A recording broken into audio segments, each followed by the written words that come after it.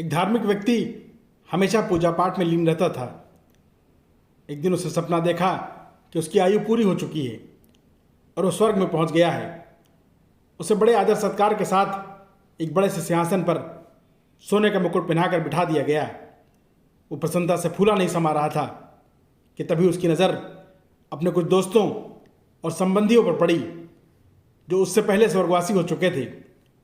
वो लोग उससे भी बड़े सिंहासन पर सोने के वो मुकुट पहनकर बैठे थे जिनमें हीरे और बेशकीमती जवाहरात जड़े हुए थे। वो बड़े असमंजस में पड़ गया कि ये क्या, ये लोग तो कभी इतने धार्मिक भी नहीं थे।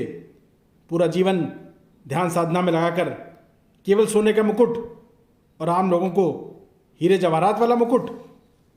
वो अपनी जिज्ञासा का समाधान पाने के लिए यमराज के पास पहुंच गया और उनसे इस भेदभाव का कारण पूछा।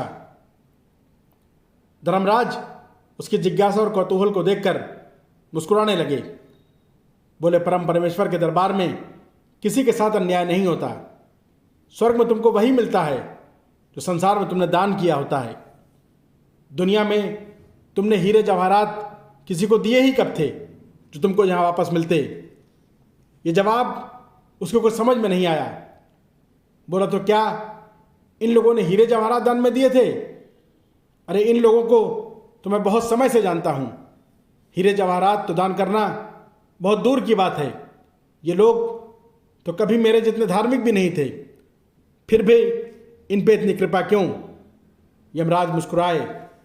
तुम विद्वान होकर इतना भी नहीं समझते कि असली हीरे जवाहरात तो वो समय और सामर्थ्य है जो किसी दीन दुखी की पीड़ा को समझने में लगाया जाए। किसी के दुख तकलीफ को समझकर उसके निवारण की कोशिश की जाए। किसी मजबूर के काम आना तो बहुत बड़ी बात है।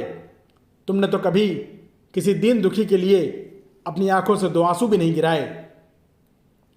माना कि ईश्वर की आराधना में तुम बहुत सुखी थे, लेकिन ये सब कुछ तो तुमने अपने लिए किया।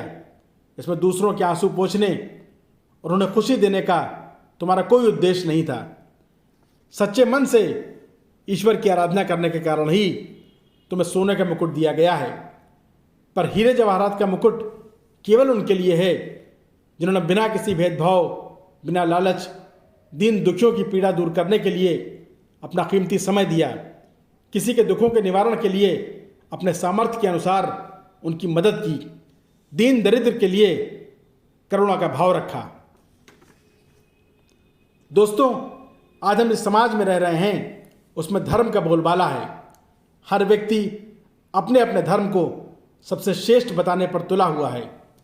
हम ये भूल चुके हैं कि धर्म इंसान और भगवान के बीच संबंध स्थापित करने का एक साधन मात्र है, जबकि मानवता हर धर्म का मुख्य और मूल अंश है। हम धार्मिक स्थलों के बाहर बैठे हुए लोगों को कुछ पैसे देकर अपने आप को बड़ा परोपकारी मान लेते हैं। हमारे पड़ोसी, हमारे सगे संबंधी किन परिस्थितियों में जीवन गुजार रहे हैं, ये पता करने का हमारे पास समय नहीं होता है। हम सबको ये समझना चाहिए कि जो वास्तव में ज़रूरतमंद होता है वो किसी के सामने हाथ नहीं फैलाता। हमारा परम कर्तव्य है कि वास्तविक ज़रूरतमंदों तक हम खुद पहुँचें। स्वामी विवेकानंद ने कहा था कि नर सेवा ही नारायण सेवा है। वीडियो पर बने रहने के लिए आपका बहुत बहुत धन्यवाद।